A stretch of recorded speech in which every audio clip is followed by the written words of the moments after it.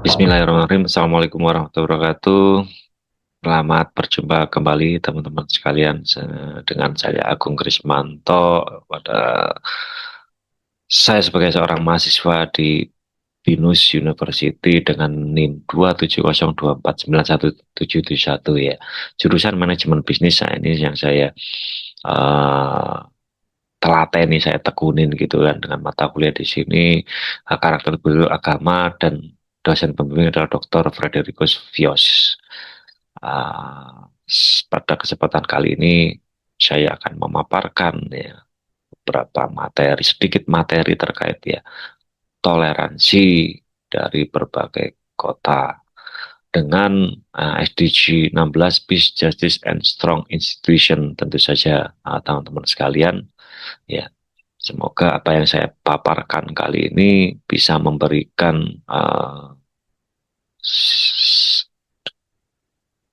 sedikit banyak inspirasi buat teman-teman sekalian. Pada kesempatan kali ini memang saya akan membahas terkait konflik berlatar belakang agama pada lingkungan perusahaan ya. Notabene memang di Indonesia Raya ini majemuk dengan keberagaman ya, suku, ras, agama, dan golongannya. Ini akan memicu ya ketika konflik ini terjadi, tentu saja dari pandangan antar karyawan, sehingga akan menjadi memicu lemahnya teamwork ya, berdampak pada produktivitas tentu saja ya. Berikut beberapa problem utama terkait konflik di lingkungan instansi atau perusahaan. Tentu saja kita bisa lihat di sini contoh kayak gambar-gambar di sini ya. Kita bisa lihat di sini. Jadi demo itu kan produktivitas juga akan menurun ketika demo terjadi ya. Baik, apa saja sih ya problem utamanya ya, coba kita detailkan, bedelin satu persatu. Di sini ada beberapa poin. Satu adalah kegiatan sosial yang tidak sesuai ya.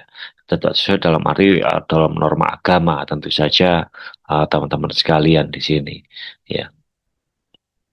Ada suatu pesta atau memperingatin agenda ya dengan minum-minuman alkohol, itu juga akan menjadi salah satu pemicu ya terjadinya konflik atau gap ya atau latar belakang agama tentu saja.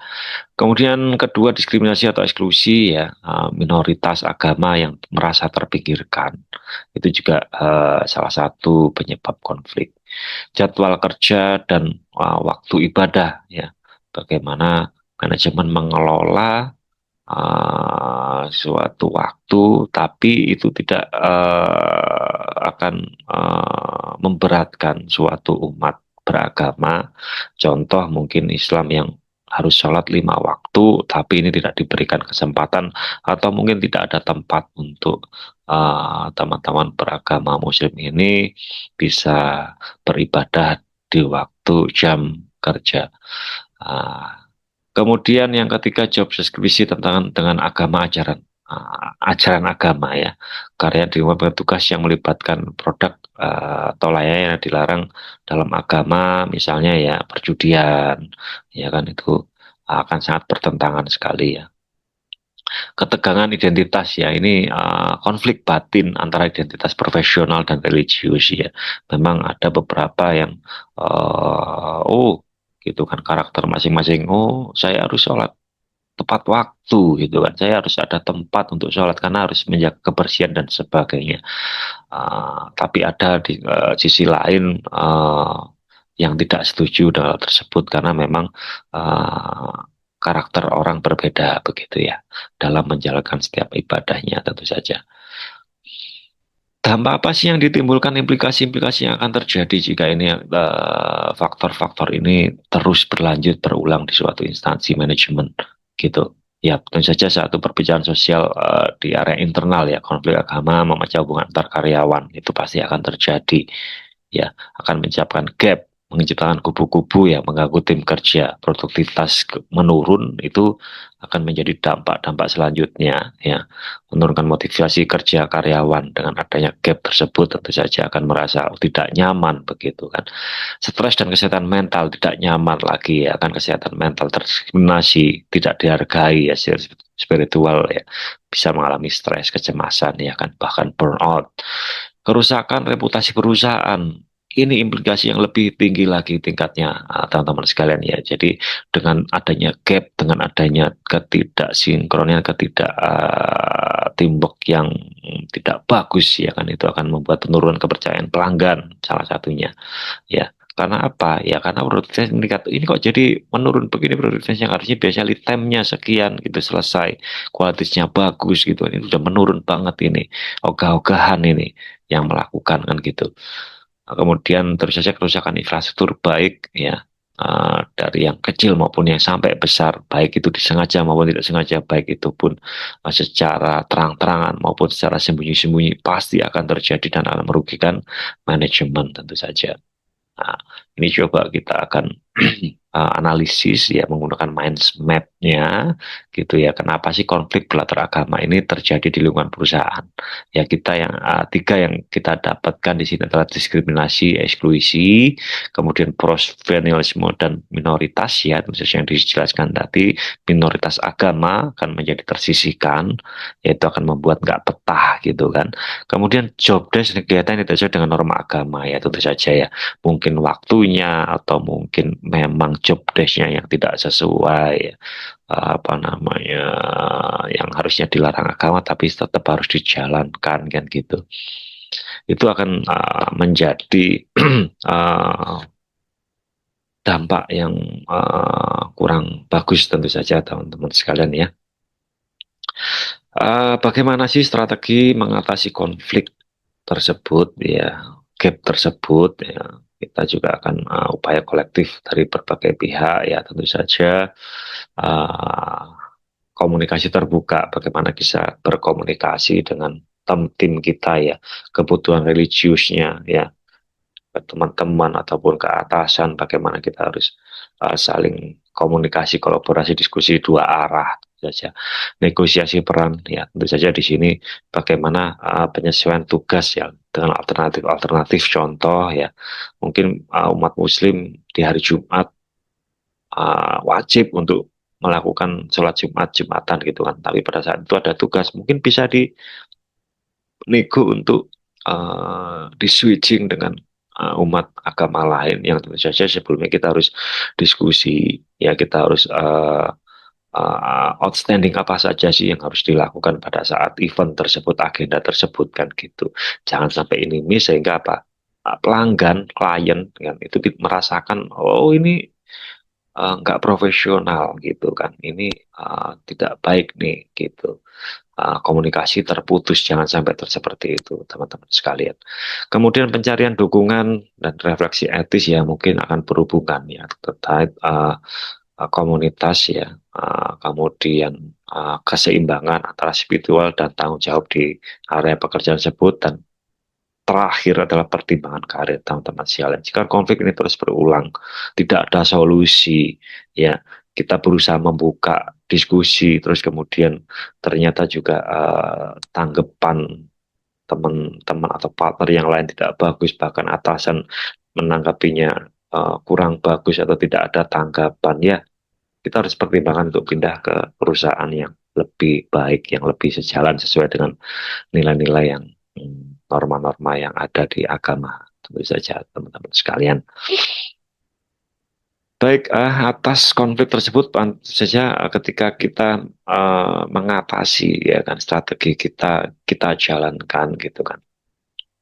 Insya Allah ya dampak positif juga akan kita dapatkan jika ini dikelola dengan baik teman-teman sekalian ya.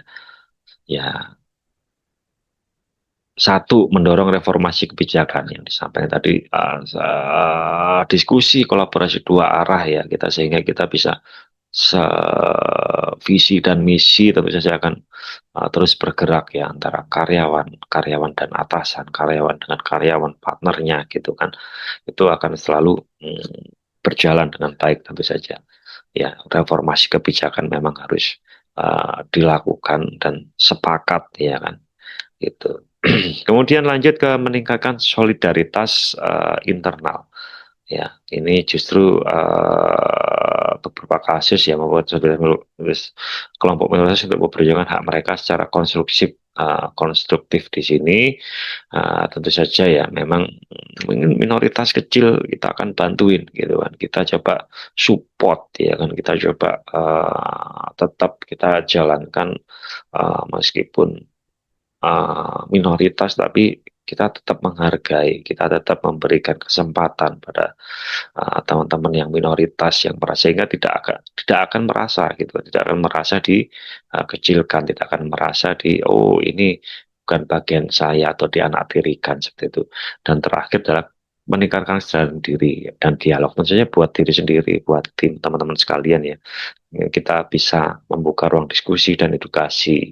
Ya mungkin di suatu tujuan atau suatu project kita membuat suatu program quality control circle misalnya ya, yang mungkin seminggu sekali kita jalankan. Ya, kita berusaha mencari ide-ide bersama sehingga kita sepakat, kemudian kita jalankan dan kesepakatan terjadi kan gitu. Atau mungkin lebih kecilnya di percakapan atau diskusi 5 menit sebelum kita melakukan aktivitas pekerjaan. Kita kumpulkan tim ya 5 menit, kita bahas sedikit ya apa sih yang menjadi planning, apa sih yang menjadi outstanding di hari ini gitu, dan apa akan menjadi untuk di hari berikutnya. Itu akan insya Allah lebih clear karena kita akan selalu menjaga minimal di area komunikasi gitu ya teman-teman sekalian. Baik, menginjak pada refleksi pribadi secara khusus bagi saya ya, berdasarkan hasil diskusi tentu saja dengan tempo hari atau beberapa minggu waktu ya lalu, saya dengan Pak Agus Supono, salah satu site manager PT Unit Tractors. Nah, beliau sebagai site manager atau leaders management manajerial dia di PT Unit Tractors site Tabang, di mana site Tabang ini berada di lokasi Kutai Kartanegara, Kalimantan Timur, Indonesia tentu saja. Saya mendapatkan beberapa kunci yang memang dari pengalaman beliau yang sudah bertahun-tahun melakukan perjalanan aktivitasnya di PT United Tractors ya. Secara mekanisme psikologi di balik konflik ya, itu memang ada beberapa ketegangan batin ya, kemudian moral distress ya, kemudian terakhir adalah identity teori ya, konflik antara identitas sebagai personal dan sebagai individu beragama. Artinya memang dari tiga ini itu adalah balik lagi ke tim gitu kan, tim dan diri sendiri ya, diri sendiri. Bagaimana kita akan mengelolanya gitu, baik sebagai karyawan maupun sebagai leader ya. Apa saja sih yang saya dapat dari beliau ya, Pak Supono ini ya saja ya. Kesadaran diri adalah kunci bagaimana kita memotivasi dalam pembelajaran mengelola tim ya, yang di dalam terdapat DI ya, keberagaman di sana. Kemudian yang ketiga adalah edukasi yang berkelanjutan, bagaimana kita mengedukasi diri sendiri terkait keberagaman dan toleransi, terus kemudian kita tularkan kepada teman-teman partner ataupun atasan ataupun subordinat ya. Tentu saja ini akan menjadi salah satu kunci dan meningkatkan kompetensi dan adaptif dalam setiap situasi dengan konsisten. Tentu saja jika ada case-case tertentu ya, kita juga harus terbuka ya, terbuka untuk melakukan brainstorming, kemudian melanjutkan ide-ide dan solusi, sehingga ini akan menjadi teamwork gitu kan untuk menyelesaikan uh, problem tersebut. Dan terakhir adalah kolaborasi adalah kekuatan. Tentu saja kita bangun kolaborasi dengan dialog dan diskusi yang seperti saya jelaskan di depan tadi adalah kita melakukan QCC, diskusi weekly ya, atas proyek-proyek apa yang kita jalankan dalam suatu periode, tentu saja di manajerial manajemen perusahaan kita. Referensi-referensi yang sudah saya baca di sini ya, ada 3 ya, kompas.com, kemudian Wahid Institute 2018, dan terakhir adalah Pusat Studi Konflik dan Perdamaian UGM ya, kajian konflik dan toleransi di kota-kota besar Indonesia. Baik, demikian teman-teman sekalian materi yang saya paparkan di karakter budaya agama terkait ya pengelolaan isu terkait konflik SARA di area instansi atau perusahaan ya semoga bisa memberikan manfaat tentu saja teman-teman sekalian.